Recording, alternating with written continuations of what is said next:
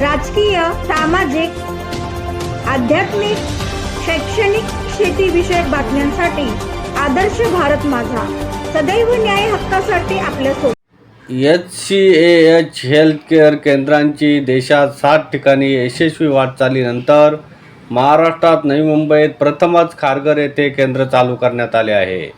Stroke, मणक्याचे आजार, trauma, Parkinson's, Alzheimer व इतर आजारातून बरे करण्याचे काम HCAH हेल्थ सेंटरच्या माध्यमातून केले जात असून physiotherapist, occupational, respiratory, speech swallow therapist व आहार तज्ज्ञ आणि क्लिनिकल सायकोलॉजिस्ट यासारख्या तज्ज्ञांकडून रुग्णांना लवकर बरे करत व रुग्णांचे जीवनमान सुधारण्यास मदत केली जात आहे. HCAH हेल्थ केअर सेंटरच्या माध्यमातून देशात शुश्रूषा क्षेत्रात सर्वसमावेशक हेल्थ केअर वितरण मॉडेल आणून समाजाची वाढती गरज पूर्ण करण्याचे काम केले जात आहे, असे डॉक्टर विवेक श्रीवास्तव यांनी मत व्यक्त केले. रुग्णांच्या जीवनाचा दर्जा वाढवत असामान्य शुश्रूषा पुरवण्यासाठी आम्ही कटिबद्ध असल्याचे डॉक्टर गौरव ठुकराल यांनी आपले मत व्यक्त केले. Today we are gathered here for the press conference of a transformative venture that reflects our commitment to health and well-being. I'm honored to introduce the visionary leader who have played pivotal roles in bringing the project to success. Mr. Vivek Srivastava, founder and CEO with 19 plus years of experience. He did his engineering from IIT Delhi and MBA from IST. A serial entrepreneur who founded 3 businesses including Nova, IVF and Berkeley Health Edu. Dr. Gaurav Dugral is currently positioned as co-founder and CEO at HCAH India and chairman of QAI Technical Committee, Home Healthcare Accreditation Standard. He has extensive experience spanning over 25 plus years. He is an MBBS, DNB medicine. Under their guidance, HCAH has continuously set new standard in patient care, and today's inauguration marks another milestone in their commitment to providing comprehensive healthcare solution in rehabilitation. Without further ado, let's HCAH India की largest out of hospital care company है. Out of hospital का मतलब है जहां आपको super specialist की ज़रूरत ना हो फिजिकली और सुपर स्पेशलाइज्ड इंफ्रास्ट्रक्चर की ज़रूरत ना हो, वो सर्विसेज अस्पताल में नहीं होनी चाहिए, उसको आउट ऑफ हॉस्पिटल करना चाहिए. हमारा ये सेंटर है, इसको हम रिकवरी सेंटर कहते हैं. इसमें 3 तरीके के पेशेंट आएंगे. एक इन पेशेंट रिहेबिलिटेशन के पेशेंट जो कि स्ट्रोक एक्सीडेंट्स के बाद आते हैं. दूसरे long term acute care patient जिनको रेस्पिरेटरी डिस्ट्रेस होता है, वेंटिलेटर होते हैं, वो हमारे एलटैक में आते हैं या स्टेप डाउन ICU कह सकते हैं उसको.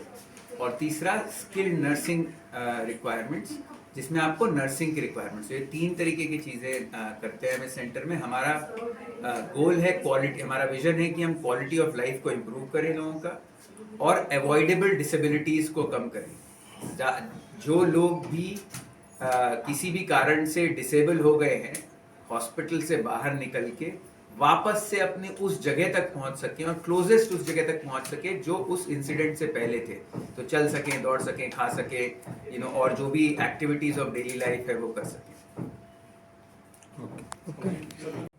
डॉक्टर साहब, क्या कहेंगे इस सेंटर के माध्यम से जो ट्रीटमेंट की कैसे गारंटी रहेगी, किस तरीके से आप एक पेशेंट को एश्योरेंस देंगे कि पेशेंट ठीक ही हो जाएगा?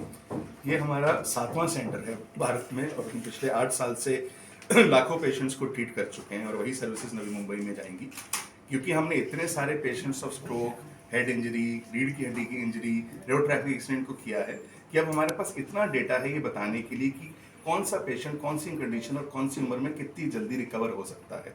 तो यहाँ पे हम उस चीज़ की गारंटी देंगे कि आपको हम रिकवर करके भेजेंगे, प्रोवाइडेड आप प्रॉपर ट्रीटमेंट हमसे लेते हैं और हमारी सारे प्रोटोकॉल्स को मानते हैं. इस सेंटर में वो सब थेरेपीज दी जाती हैं जो कि आम अस्पतालों में और घर पे अवेलेबल नहीं होती हैं. वो सारे इक्विपमेंट्स जो कि एक पेशेंट को इमोबिलिटी से मोबिलिटी की तरफ लाया जाता है, यानी कि आप बिस्तर पे आए थे, आप स्ट्रेचर पे आए थे, लेकिन यहाँ से चल के जाएंगे.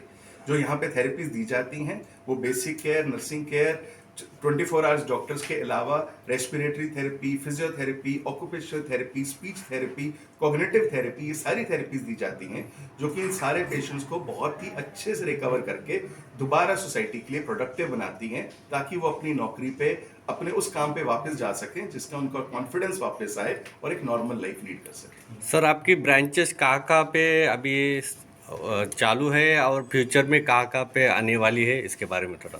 हमारी जो ब्रांचेस हैं वो हैदराबाद, बैंगलोर, कलकत्ता, मुंबई, दिल्ली में हैं और हम आने वाले कुछ सालों में इंडिया के टॉप 10 सिटीज में फॉर श्योर होंगे। सर जैसा आपने बताया अभी आप 7वां ब्रांच यहाँ पे आपने ओपन किया सर, तो अभी तक आपके पास टोटल सब ब्रांचों में कितने पेशेंट है और उनका सक्सेस रेशियो कितना है, मतलब सफलता कितना मिला पेशेंट को? जैसे मैंने कहा, हम लाखों पेशेंट्स को ट्रीट कर चुके हैं और हमारा जो ये RRR का मॉडल मैंने बताया, रोजडेंट रिपीट मॉडल, उसमें हम 80 से 85% ऑफ पेशेंट्स को जो हम कमिट करते हैं उनको हम ठीक करके भेजते हैं। तो सर कॉस्ट हमारे लिए खड़े होना, सीधे खड़े होना बहुत ही नॉर्मल है, राइट, लेकिन पेशेंट जो बेड रेडर हो चुका है उसके लिए नहीं है। उसका बीपी डगमगा जाता है जैसे आप उसको ऊपर लाने की कोशिश करते हैं, राइट, इसलिए स्लोली इस पेशेंट को हम ऊपर लेके जाते हैं और वो शीशे में भी अपने आप को देख सकता है कि मैं रिक्लाइनिंग से सीधा उतर चला जाता। तो ये सबसे पहली चीज़ है जो पेशेंट के साथ हम करते हैं। फिर उसके बाद हम उसके हाथ पाँव चलाएंगे, राइट। अब कोई बंदा जो लेटा है वो हाथ पाँव एकदम से ऐसे तो चला नहीं सकता, राइट, क्योंकि नीचे ग्रेविटी है, तो हमें ग्रेविटी को एलिमिनेट करना पड़ता है। उसके लिए ये वाली मशीन, इस मशीन को सस्पेंशन काउच बोलते हैं। इसमें ग्रेविटी को एलिमिनेट करते हैं, यानी कि जो ताकत नीचे ग्रेविटी लगा रही है वो नहीं लगेगा, तो पेशेंट के बिना ग्रेविटी के थोड़ा आसान हो जाएगा अपने हाथों को और अपने पाँव को चलाना। तो ये वाली मशीन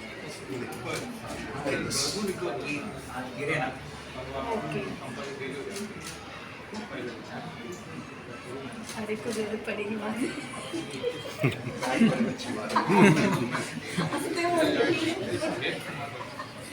उसके बाद एक्सरसाइज करेंगे। पेशेंट तो पहले बैठा रहेगा, तो अभी कोई पेशेंट्स रहेंगे जिसका कुछ फ्लेक्शन नहीं है, कुछ मूवमेंट ही है, थोड़ा सा है, बट उसको हमको स्ट्रेंथन करना है। मतलब अभी हम लोग को स्ट्रेंथनिंग एक्टिविटीज करानी है, ताकत बढ़ानी है। तो साइकिल रहता है पैर के लिए, हाथ के लिए व्हील्स वगैरह रहता है, बट फिंगर्स के लिए क्या होता है?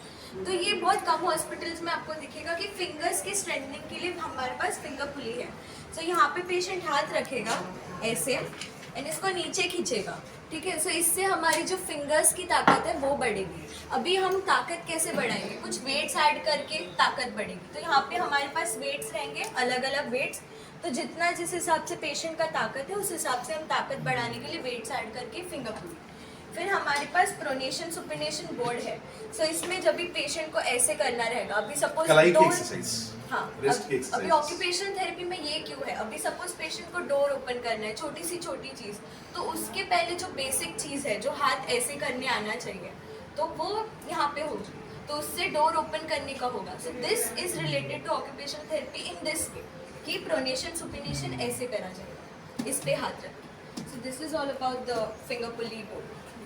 Thank you. Okay sir, thank you sir. आपको मैं एक क्विक यहाँ पर वो दे देता हूँ गाइड। पेशेंट को शूलेस डालना है, तो शूलेस के लिए वी हैव दिस। तो हम उनको यहाँ पे बटनिंग, शर्ट का बटन कैसे लगाते हैं, उस छोटी चीज़ से लेके उठने तक ये सारी चीज़ें यहाँ पे होती हैं। तो ये बटनिंग के लिए है, जिपिंग के लिए है, ताकि कोई जो पेशेंट का इंटरेस्ट हो, अगर पेशेंट शर्ट डालना पसंद करता है तो उसका वो इंटरेस्ट जो है, जो हॉबी उसका है, वो चेंज नहीं हो, इसीलिए हम ये छोटी चीज़ें भी यहाँ पे कराते हैं कि उसको यहाँ पे प्रैक्टिस करा कि जो उसको जो इंटरेस्ट है उसमें वापस कैसे डाला जाए। ही नहीं रहता है, कोई हाथ की मूवमेंट ही नहीं रहती है, पूरा फ्लैसिड, मतलब कि कुछ टोन ही नहीं है, कुछ हाथ की मूवमेंट नहीं है, तो वो पेशेंट्स को पर्टिकुलरली हम रोबोटिक हैंड कराते हैं। सभी पत्रकार इसमें क्या है कि रोबोटिक हैंड से एक तरफ फिजियोथेरेपिस्ट पहनता है, एक तरफ पेशेंट पहनता है, और फिजियोथेरेपिस्ट उनके और जो ऑक्यूपेशनल थेरेपिस्ट हैं वो उनके मूवमेंट्स को रेगुलेट कर सकते हैं, ओके, राइट। और फिर बाद में अगर आपका एक हाथ चलने लग जाता है तो आप एक हाथ से दूसरे हाथ की मूवमेंट्स को भी रेगुलेट कर सकते हैं। आप यहाँ पे वो मूवमेंट कर रही है, वो उधर उनका Yes. ओके। सो इसमें 3 फंक्शंस है। फर्स्ट फंक्शन ये रहेगा कि पहले जो रहेगा ना, ऑटोमेटिकली हैंड मूवमेंट होगा, फिर बाद में जो बताया है कि मैं मूवमेंट करूंगी तो उनके हाथ पे भी मूवमेंट होगी, that is called mirror imaging Yeah, mirror and that will be the second step here. So ये लगा दिया आपने।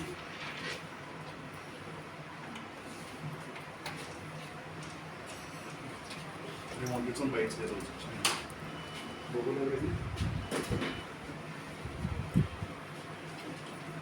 हम ये फ्रीक्वेंसी एंड इंटेंसिटी बढ़ा सकते हैं कि ये मुट्ठी बंद करने का कितना फ्रीक्वेंसी, कितना इंटेंसिटी, इसका कितना, ये अभी अगर हमको बढ़ाना है, लाइक अगर हमको हैंड रिलीज चाहिए तो we will increase the intensity and frequency for 7, 8, तो वो उतना टाइम खुलते रहेगा, ठीक है। So the other thing is जो बता रहे थे कि मिरर इमेजिंग जो रहेगा, so this is for the mirror imaging, so this I will use.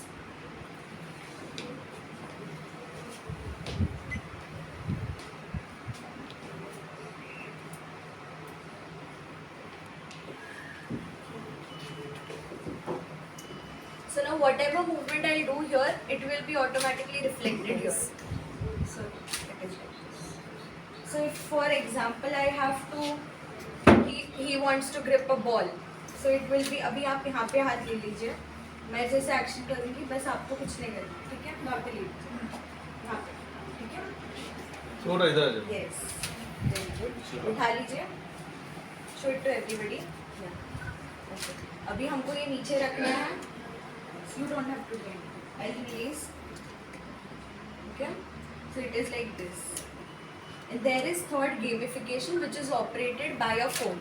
So अभी फ़ोन में कुछ गेम्स रहेंगे जैसे release and catch and release का, so it will be played like that. So उसके लिए अभी हमको एक ऐप डाउनलोड करना पड़ेगा, so after that the gamification would be reflected in this hand function. So gamification इसलिए इम्पोर्टेंट है कि उन्होंने आपको बोला कि इस एरिया में पेशेंट 3 से 4 घंटे से ज़्यादा नहीं रह सकते, थक जाते हैं, राइट। लेकिन अगर अपने कमरे में गए और हमें हैंड मूवमेंट को जल्दी लाना है, वहीं जाना है, तो हम उनको बोलेंगे कि आप इस गेम को करिए और इसे खुद करने की कोशिश करिए। एक हाथ आपका नॉर्मल है, इससे करिए। दूसरा, उससे क्या होता है कि जब हम गेम खेलते हैं तो हमारा दिमाग भी काम करता है, तो ऑटोमेटिक कॉग्निटिव थेरेपी भी होती है। और वो जो मैंने आपको बताया था कि सिग्नल्स जाते हैं ब्रेन को, वो सारे के सारे और अच्छे से जाने शुरू हो जाते हैं और पेशेंट को पता भी नहीं चलता कि क्यों गेम खेल रहा है। तो ऐसी बहुत सारी नई मोडालिटीज इनको हम लेके आए हैं जो कि हॉस्पिटल शायद सोचते भी नहीं इस बारे में, जैसे एक्सरसाइजेस हों, राइट, और यहाँ फिर साइकिल्स हों। ये तीनों एक्सरसाइजेस जो हैं ये बड़े मसल्स के हैं, थाइस के, डेल्टॉइड्स, ये वाले जो मसल्स हैं इन सब के लिए वाली एक्सरसाइज। छोटे मसल्स की आपको सेजल ने समझाई। फिर जब पेशेंट खड़ा होना शुरू हो जाता है तो उसको यहाँ खड़ा कर दें ताकि वो गिरे नहीं, और यहाँ पे छोटी छोटी चीज़ें कर सके जिससे अगेन अपने आप को देख के कर सके। और फिर फाइनली हम पेशेंट को उस पैरेलल बार पे लेके जाते हैं जहाँ पे एक हार्नेस है, ये मैं दिखाता हूँ।